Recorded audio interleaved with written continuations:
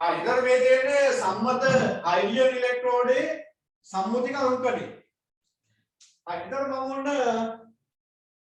ප්‍රශ්න විදියට මෙහෙම දෙන්නම්. තව දෙකක් අපි ලියමු. කියන්නේ සම්මත ක්ලෝරින් ඉලෙක්ට්‍රෝඩේ සහ සම්මත ක්ලෝරින් ඉලෙක්ට්‍රෝඩේ සහ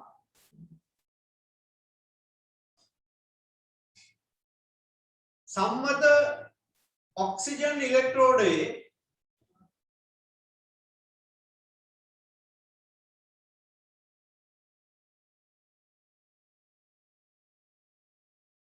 කියලා කමාවක් දාලා පළවෙනි එක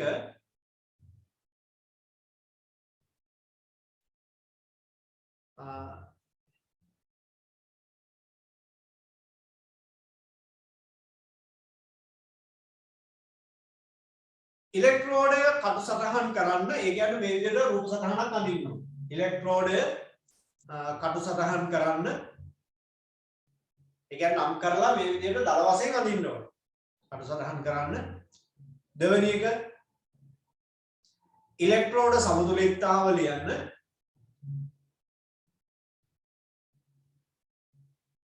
තුන්වෙනි එක ඉලෙක්ට්‍රෝඩේ සම්මුතික අංකණය ලියන්න. ඉලෙක්ට්‍රෝඩයේ සම්මුතික අංකණය ලියන්න. හරි අපි බලමු.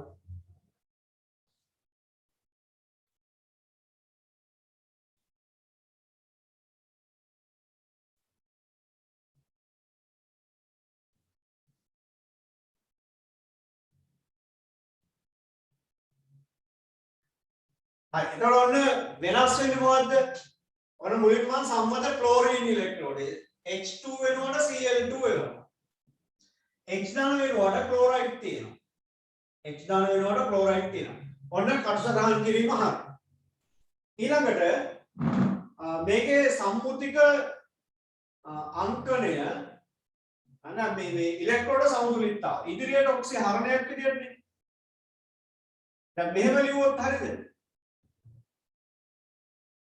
මෙහෙම පටන් ගන්න බෑ. මෙයා Cl2 වෙනවා කියන්නේ ඔක්සිකරණය. කලින් මේ පැත්තට අයනේනේ ආවේ හයිඩ්‍රජන් වල. හැබැයි මේකේ අයනේ නෙමෙයි. හයිඩ්‍රජන් වල මේ පැත්තට අයනේ ඉන්න හේතුව හයිඩ්‍රජන් ධන අයනයක්. මෙයා ඍණායනයක් නේ. ඒතකොට H ධන ඔක්සිකරණය හරණය වෙනකොට Cl ඍණ වෙන්නේ ඔක්සිහරණය නෙමෙයි. ඔක්සිකරණය වෙන්නේ. ඒතකොට ඔක්සිහරණය වෙන්නේ Cl2. Cl2 ධන දෙකක් ඉලෙක්ට්‍රෝන දෙකක් Cl ඍණ. මෙන්න ඉලෙක්ට්‍රෝඩ සමතුලිතතාව. ඉදිරියට ඔක්සි හරණයක් ලෙස ලියුවා. පසු අතට ඔක්සි කරණයක්. අර මේකේ ඔන කොටස් ටික අපි හඳුනාගමු. අග්‍රය ප්ලැටිනම්. ඔක්සිකරණය වන විශේෂය ක්ලෝරයිඩ්. ඔක්සි හරණය වන විශේෂය Cl2. ඊළඟට ආපහු ද්‍රාවණය. එතකොට මේ ඉලෙක්ට්‍රෝඩයක සම්මුතික අංකණයේ අගයි මුලයි නිශ්චිතයි. අගයි මුලයි නිශ්චිතයි. අගට එන්න ඕනේ මොකද්ද? අගට එන්න ඕනේ ද්‍රාවණය, මුලට එන්න ඕනේ අග්‍රය. ඒ දෙක මාරු කරන්න බෑ අපිට. ඒ දෙක මාරු කරන්න බෑ. හැබැයි මැද තියෙනවා නේද ඔක්සිකරණය වෙන විශේෂ, ඔක්සිහරණය වෙන විශේෂ. යම් හේතුවක් නිසා ඒ දෙක මාරු වෙන්න පුළුවන්. ඒ දෙක මාරු වෙලා වෙන්න පුළුවන්. හැබැයි අගයි මුලයි. අග මේ විද්‍යුත් විච්ඡේද ද්‍රාවණය මුල තියෙන්නේ අග්‍රය. එහෙම බැලුවොත් මුලට අග්‍රය ලියනවා ප්ලැටිනම්.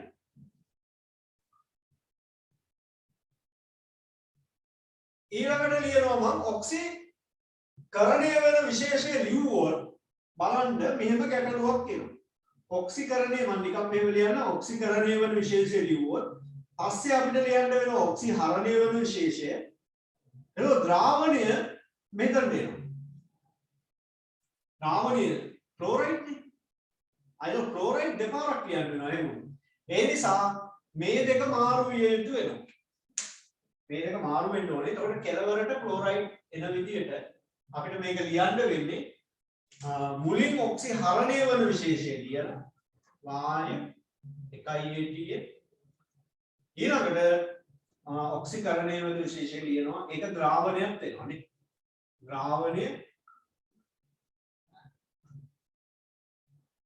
ද්‍රාවණය සහ ඔක්සිකරණය වෙන විශේෂය දෙකම එකයි. පැහැදිලි නේද? ද්‍රාවණය සහ ඔක්සිකරණය වෙන විශේෂය දෙකම එකම දේ. එතකොට ඔන්න කටු සටහන් කිරීම මේ තියෙන්නේ ඉලෙක්ට්‍රෝඩ සමතුලිතතාව මේ තියෙන්නේ ඉලෙක්ට්‍රෝඩයේ සම්මුතික අංකණය. හරි ඔක ලියාගන්න.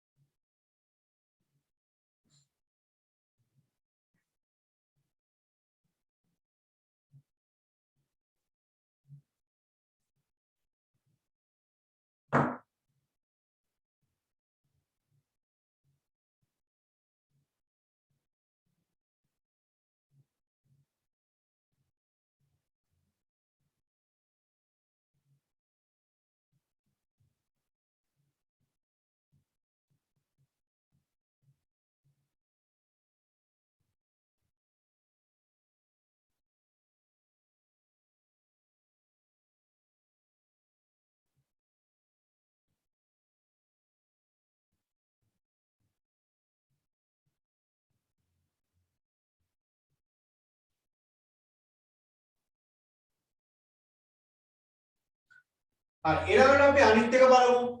ඔක්සිජන් වල ඉලෙක්ට්‍රෝඩ එක O2 වායුවේ වණ්ඩ වෙනවා. ඔන්න ඔක්සිජන් එක මම අඳිනවා දැන් O2.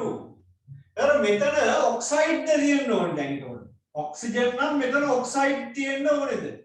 ඔක්සයිඩ් ජලයේ ඔක්සයිඩ් අයන නෑනේ නේද? කොයිම වෙලාවකවත් ජලයේ ඔක්සයිඩ් අයන නැහැ. මොනවද තියෙන්නේ? ඔක්සයිඩ් දාපු ගමන්ම හයිඩ්‍රොක්සයිඩ් වෙනවා. අපිට ඕන වුණාට ඔක්සයිඩ් අයන එහෙම ජලීය ද්‍රාවණයක ඔක්සයිඩ් අයන හදාගන්න බෑ. ඔක්සයිඩ් අයනේ කෙලින්ම මොකද වෙන්නේ? ජලයට දාපු ගමන් සෝඩියම් ඔක්සයිඩ් ජලයට දැම්මොත් සෝඩියම් හයිඩ්‍රොක්සයිඩ් හැදෙනවා.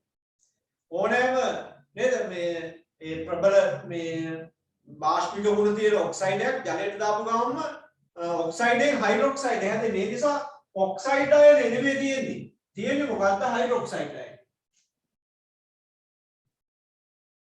අපිට ඔක්සයිඩ් අයනයක් හදාගන්න බෑ ද්‍රාවණයක. ඒතකොට ඔක්සයිඩ් නෙමෙයි තියෙන හයිඩ්‍රොක්සයිඩ්. ඒක ඒ විදිහට ලියන්න. ද්‍රාවණයේ හයිඩ්‍රොක්සයිඩ් අයන තියෙනවා.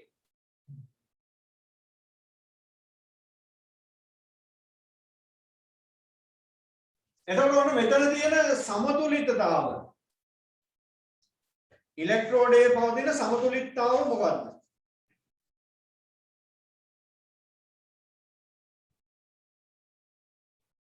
O2 ඔක්සිකරණයට අදාළ සමතුලිතතාව. O2 මේ ඔක්සිහරණ ප්‍රතික්‍රියාවට අදාළ සමතුලිතතාව. හරි. එතකොට මේකේ මේ ප්‍රතික්‍රියා ඇත්තටම අර අර්ධ ප්‍රතික්‍රියානේ අර්ධ ප්‍රතික්‍රියා තුලනය කිරීමේදී භාවිතා කරනවා නේද ක්‍රමයක්. අන්න ඒ ක්‍රමය පාවිච්චි කරලා තුලනය කරන්නත් පුළුවන් අපිට. දැන් හිතන්න දැන් නැත්තම් එහෙම නැත්තම් මේවා මතක තියාගන්න. මතක තියාගන්න එක ලේසි කියලා හිතනවා නම් මතක තියාගන්න හිත මේ තියරි දාලා මේ කරනවට වඩා මේක මතක තියාගන්න. මොකද මේ විදිහව කීපයක් තියෙනවා. මේ අපිට දැන් ඉදිරියට ඕන වෙනවා මේ විදිහව. ඔක්සිජන් වල ඔක්සි හරණ ප්‍රතික්‍රියාව. නිකන් සරලව එකපාරට මේ අර කලින් ඒවා වගේ ලියන්න බෑ. දෙකක් H දාන වලින් H2 හැදුනා Cl2 වලින් Cl- හැදුනා. අන්න එහෙම එකක් නෙමෙයි මෙතන තියෙන්නේ. පොඩ්ඩක් වෙනස්.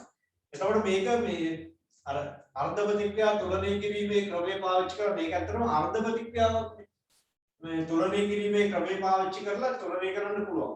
මෙහෙම ලිව්වොත් O2 වායු O2 වායු හැදෙන්නේ OH- එකක හැදෙනවා. හරි. මෙතන දෙකක් තියෙන නිසා මම මුලින්ම මෙතන දෙකක් දානවා. හරි. අයිතොර පරමාණු ඊළඟට මේ අපිට මේකේ තියෙන ඔක්සිකරණාංක වෙනස. මෙතන බිඳුව මෙතන ඔක්සිකරණාංකය ඔක්සිජන් වල ඔක්සිකරණාංකය ඍණ දෙකනේ. ඔව් ඍණ 4යි. ඍණ 4යි කියලා කියන්නේ එහෙමනම් ඉලෙක්ට්‍රෝන 4ක් අරගෙන තියෙනවා. ඔන්න මම ගත්ත ඉලෙක්ට්‍රෝන සංඛ්‍යාවක් දැම්ම 4යි. ඉලෙක්ට්‍රෝන 4යි.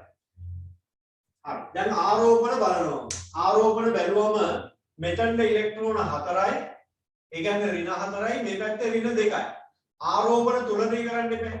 ආරෝපණ තුලනය කරන්න මේ පැත්තේ OH මයිනස් තියෙන. එහෙනම් OH මයිනස්ම දාලා තමයි ආරෝපණ තුලනය කරන්නේ. ඒ කියන්නේ මේ පැත්තට තව එකක් දාන්න ඕනේ. 2යි 2යි 4ක් වෙනවා. 4යි. දැන් ඊට පස්සේ පරමාණු තුලනය කරන්න ඕනේ. පරමාණු තුලනය කරනකොට මේ පැත්තේ හයිඩ්‍රජන් 4ක් තියෙන නිසා මේ පැත්තට ජලාණු දෙකක් දාන්න. මම අපහොන්න මොකද ලියනවා ඉඩමලි විච්ච නිසා ඒතර අපිට අවසානයේදී ආවේ මෙන්න මෙහෙම එකක් O2 වායු ධන 2ක් ජලය ධන 4ක් ඉලෙක්ට්‍රෝන 4ක් OH මයිනස්. ඒතර මේක තමයි ඔක්සිජන් ඉලෙක්ට්‍රෝඩයේ පවතින ඉලෙක්ට්‍රෝඩ සමතුලිතතාව. ඒතර මේ විදිහව ගොඩක් නැහැ. ඒතර මේ විදිහව කීපයක් තියෙනවා පොඩ්ඩක් මේ ජලය එක්ක දාලා තුලනය කරන ඒවා. අතර මේකයි මේක තමයි ප්‍රධාන එක්ක තියෙන්නේ. ඒ නිසා මේ විදියව පොඩ්ඩක් විශේෂයෙන් මතක තියාගන්න වෙනවා මේ ප්‍රතික්‍රියාව. නැත්තම් මේ ප්‍රතික්‍රියාව 아무තු එක මේ එකක් නෙවෙයි සාමාන්‍ය මේ අර අර්ධ ප්‍රතික්‍රියාවක් තුලනය කිරීම තමයි මෙතන තියෙන්නේ. අර්ධ ප්‍රතික්‍රියාවක් තුලනය කිරීම. O2 වලින් OH- හැදෙනවා කියලා දැනගත්තා නම් අර්ධ ප්‍රතික්‍රියා තුලනය කිරීම හොඳට ප්‍රගුණ කරලා තියෙනවා නම් ඒ කියන්නේ රෙඩොක්ස් ප්‍රතික්‍රියා තුලනය හොඳට දන්නවනම් මේ අර්ධ ප්‍රතික්‍රියාව ලියා ගන්න එක හිතලා ලියන එක ඒ තරම් අමාරු නෑ. හිතලා ලියන්න බැරි නම් අඩුව ගානේ කටපාඩම් හරි තියෙන්න වෙනවා මේක. හරි. ඒකට ඔන්න මේක ලියුවා. ඊළඟට එනවා ඔන්න මේ ඉලෙක්ට්‍රෝඩේ සම්මුතික අංකණය. ප්ලැටිනම් දැන් මෙතරත් අර එහෙම ලියන්න වෙනවා මට. මොකද ද්‍රාවණයයි දෙක වෙන් කරන්න බෑනේ මට මේ පැත්තට ඔක්සිකරණය කියලා ඔක්සිකරණය මුලින් ලිව්වොත් O2 ඊළඟට දාන්න වෙනවා ආපහු OH- දාන්න වෙනවා. ඒ නිසා මම මෙහෙම ලියනවා. මුලින් ලිව්වා ඔක්සි හරණය වෙන විශේෂය O2 වායු 1 ATM ඒ ටික ලිව්වා. ඇලිරක් දැම්මා. ඒතර OH- equals 1 නෝමල ගණන් දිස්ත්‍රික්කය. तर මෙයා ද්‍රාවණයේ ඔක්සිකරණයේ දෙකම එක්කෙනා. මේ තියෙන ඔක්සිහරණය වෙන විශේෂ මේ තියෙන්නේ අග්‍රය.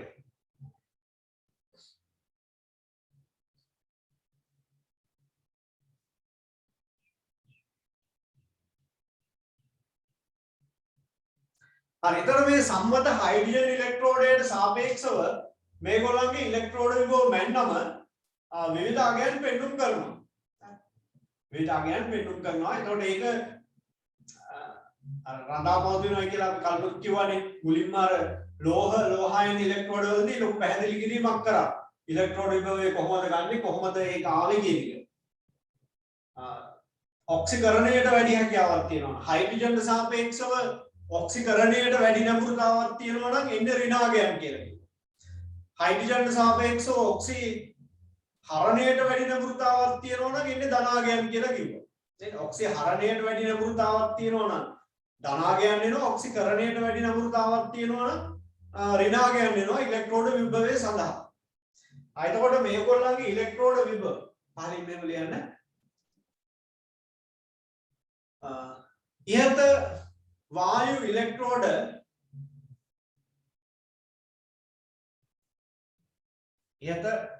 ඉලෙක්ට්‍රෝඩ වල සම්මත ඉලෙක්ට්‍රෝඩ විභවයන් පහත දැක්වේ. මේවා කටපාඩම් කරගන්න ඕනේ විභාග වල දෙනවා. අවශ්‍ය දේවල් අනවශ්‍ය දේවල් නිකන් කටපාඩම් කරගන්න යන්න එපා. මේ ඕන අගයක් විභාගයකදී දීලා තමයි ප්‍රශ්න අහන්නේ. සම්මත ඉලෙක්ට්‍රෝඩ විභවයන් පහත දැක්වේ.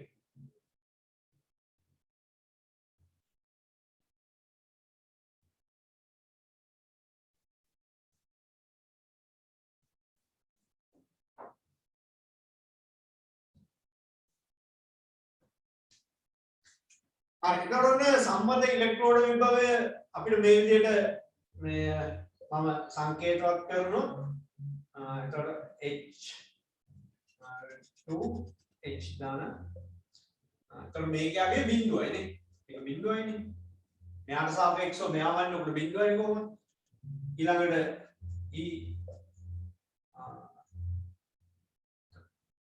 Cl මේක වැරදුනා මේකේ ඔක්සි සාමාන්‍ය සංකේතවත් කරනකොට මේ පැත්ත ඔක්සි හරණයක් විදිහට තමයි මෙහෙම ලියන්නේ. එතකොට මෙතන Cl2 Cl minus මේකේ අගය වෙනවා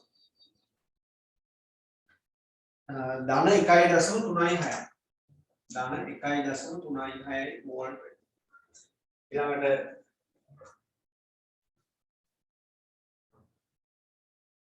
ගත්තම O2 OH minus එක ගත්තම මේක අගය වෙනවා ධන 0.4.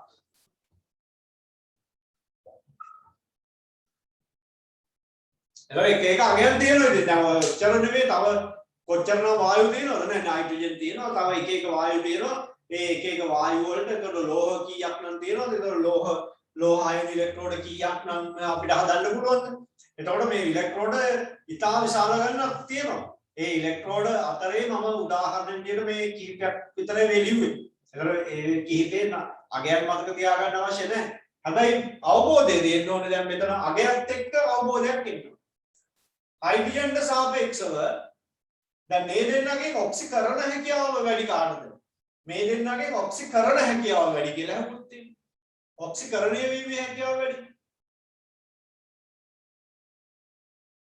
කාටද කියන්න පුළුවන් මේ දෙන්නගේ ඔක්සිකරණය වීමේ හැකියාව වැඩි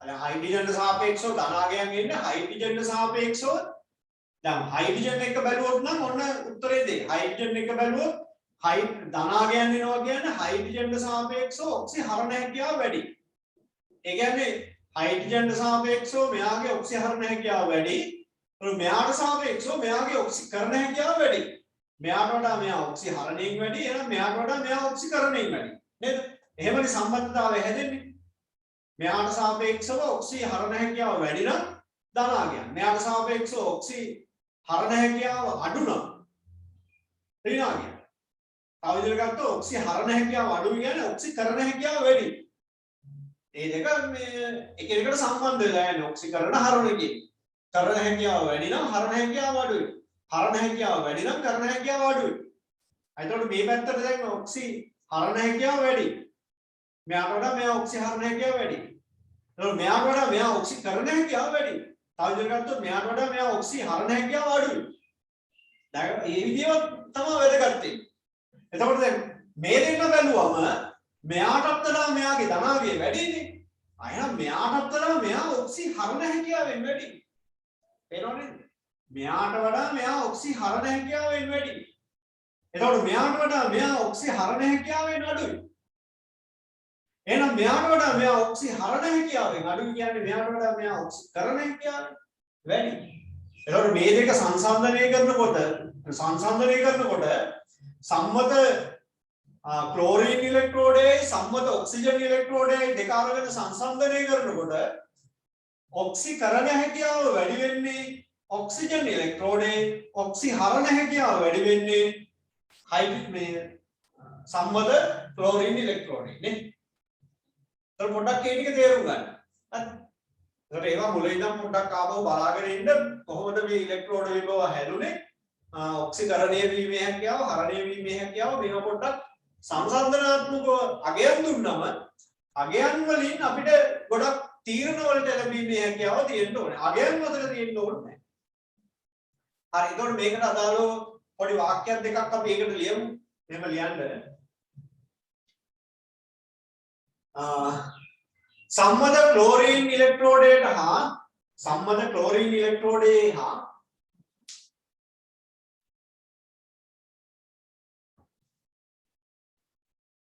සම්මත ඔක්සිජන් ඉලෙක්ට්‍රෝඩයේ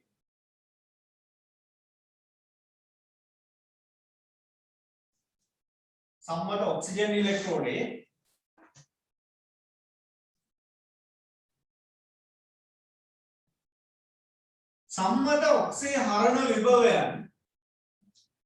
සම්මත ඔක්සි හරණ විභවයන්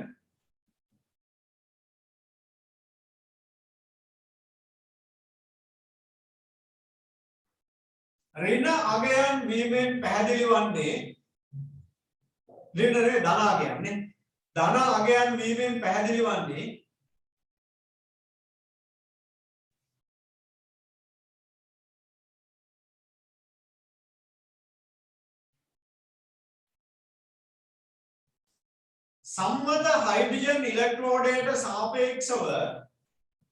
සම්මත හයිඩ්‍රජන් ඉලෙක්ට්‍රෝඩයට සාපේක්ෂව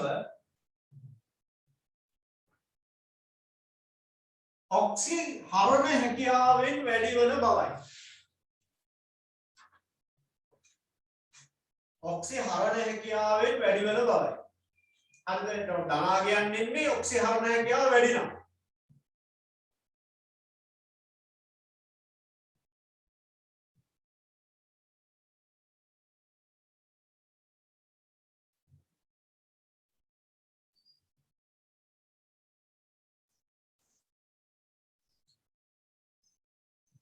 එතකොට අපිට මේ දැන් සම්මත ක්ලෝරීන් ඉලෙක්ට්‍රෝඩේ සම්මත ඔක්සිජන් ඉලෙක්ට්‍රෝඩේ සංසන්දනය කරාම ඒ දෙකෙන් ඔක්සි හරණ හැකියාව වැඩි අර ක්ලෝරීන් ඉලෙක්ට්‍රෝඩේට. මොකද ඔක්සිජන්ට වඩා ඒකේ ධනාගය වැඩි. ධනාගය වැඩි වෙන්න ඔක්සි හරණ හැකියාව වැඩි. ඒතකොට කියන්නේ සම්මත ඔක්සිජන් ඉලෙක්ට්‍රෝඩය හා සම්මත क्लोरीन इलेक्ट्रोड सम्मत ऑक्सीजन इलेक्ट्रोड सम्मत क्लोरीन इलेक्ट्रोड ससदीमेदी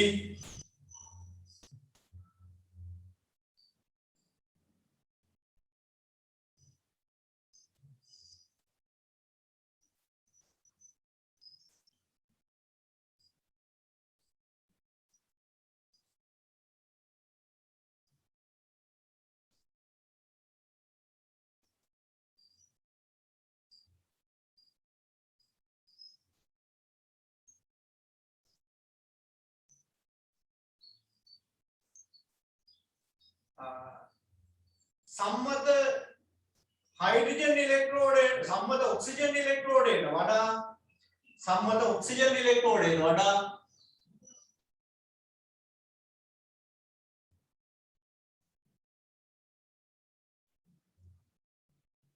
सम्मत क्लोरीन इलेक्ट्रोड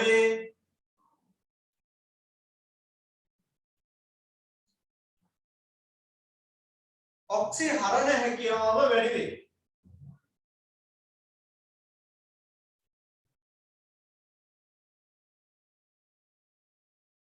ऑक्सी हरण හැකියාව වැඩි වේ. දැන් තව පැත්තකින් අපිට ऑक्सी කරන හැකියාව ලියුවොත් ऑक्सी හරණ හැකියාව වැඩි වෙනවා. සම්මත ඔක්සිජන් ඉලෙක්ට්‍රෝඩයට වඩා සම්මත ක්ලෝරීන් ඉලෙක්ට්‍රෝඩයේ ऑक्सी හරණ හැකියාව වැඩි වෙනවා. එතකොට මේ ඉලෙක්ට්‍රෝඩ දෙක අතරින් ऑक्सी කරන හැකියාව වැඩි වෙන්නේ सम्मत ऑक्सीजन इलेक्ट्रोड मेम इलेक्ट्रोड දෙක අතරින්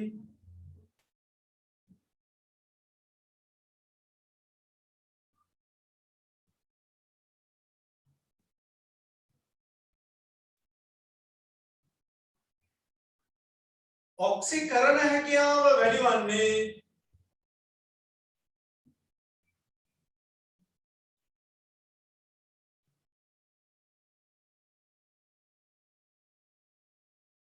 सम्मत ऑक्सीजन इलेक्ट्रोडයේ වේ.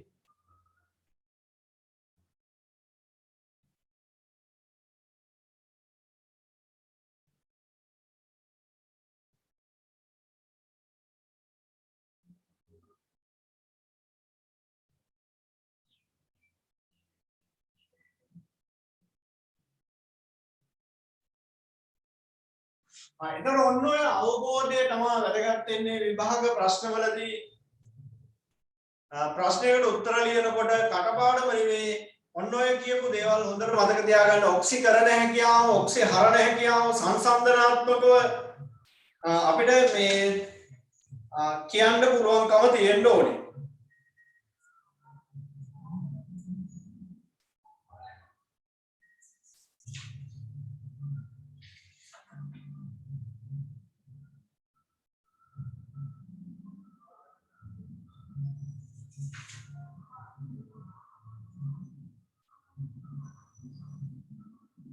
අයිතර මෙතන අර ප්ලැටිනම් බ්ලැක් ආලේප කරන එන්නේ එකත් පොඩ්ඩක් අපි ලියාගමු මෙහෙම.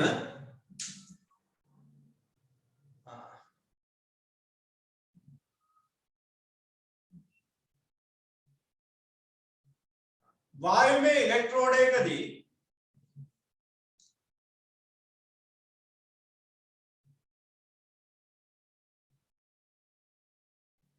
සිදුවන ඔක්සිකරණයේදී වායුමය ඉලෙක්ට්‍රෝඩයකදී සිදුවන ඔක්සිකරණයේදී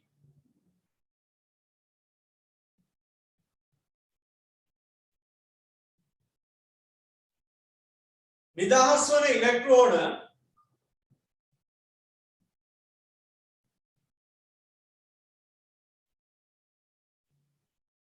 ද්‍රාවණයට හෝ වායුවට රඳවාගත නොහැකි වේ. වායුවට හෝ ද්‍රාවණයට රඳවාගත නොහැකි වේ.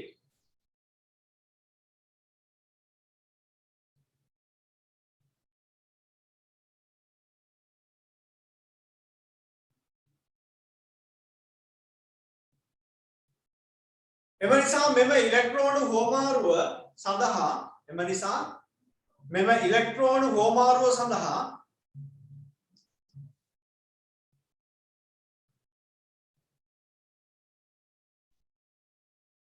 අක්‍රීය ඉලෙක්ට්‍රෝඩයක් වන ප්ලැටිනම් යොදා ගනී.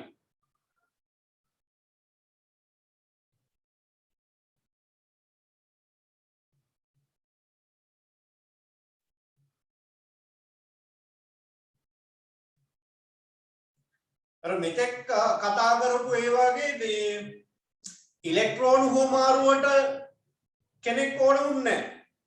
දැන් හිතන්න ලෝහ ද්‍රාවක ඉලෙක්ට්‍රෝඩ වල කැලබල් එකේ මර්කරි වලට පුළුවන් ඉලෙක්ට්‍රෝන හෝමාරුව කරගන්න.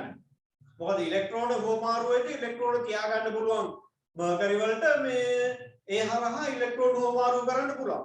එතකොට ලෝහ අයන ඉලෙක්ට්‍රෝඩ වල කොහොමද පුළුවන් මේ ලෝහ එන්නේ කොහොමද කරන්නේ ඉලෙක්ට්‍රෝන හෝමාරුව?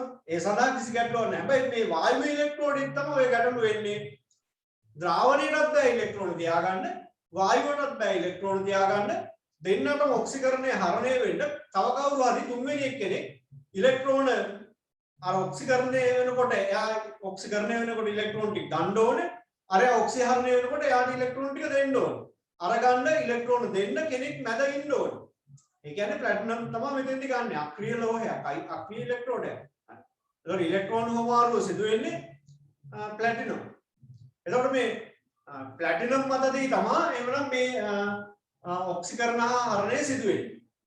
කියන්නේ එනම් ඔක්සිකරණය හා ඔක්සිහරණය සිදුවන්නේ ප්ලැටිනම් මත වේ. එනම් ඔක්සිකරණය හා ඔක්සිහරණය සිදුවන්නේ ප්ලැටිනම් මත වේ.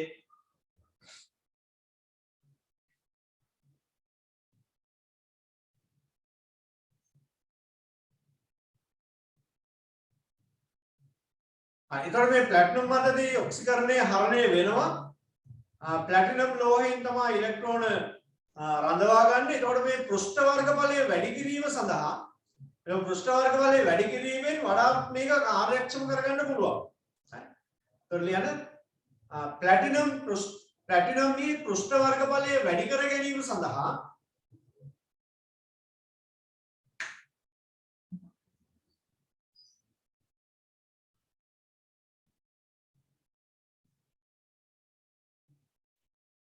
ප්ලැටිනම් මත ප්ලැටිනම් ආලේපනයක් සිදු කරයි.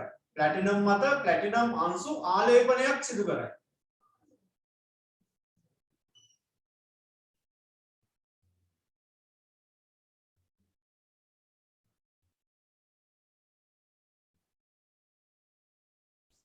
එය ප්ලැටිනම් බ්ලැක් ආලේපනයක් ලෙස හඳුන්වයි.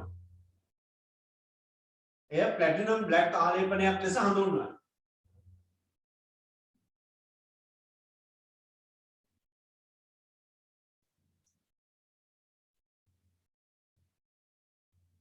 එමගින් පෘෂ්ඨ වර්ග බලය වැඩි වේ. එමගින් පෘෂ්ඨ වර්ග බලය වැඩි වේ.